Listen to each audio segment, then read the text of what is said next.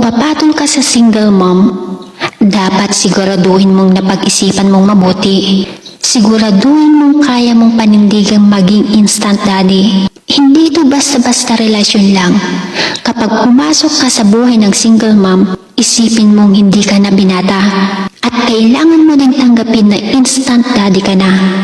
At kailangan mo kasing panindigan yung pagiging pangalawang tatay mo sa mga anak niya. Hindi lang kasi isang buhay yung pinasok mo, pati na rin buhay ng mga anak niya. Kaya kung hindi ka pa sigurado, huwag mo nang ituloy.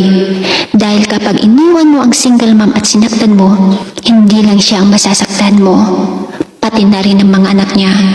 Kaya dapat pag-isipan mong mabuti bago ka manligaw ng single mom.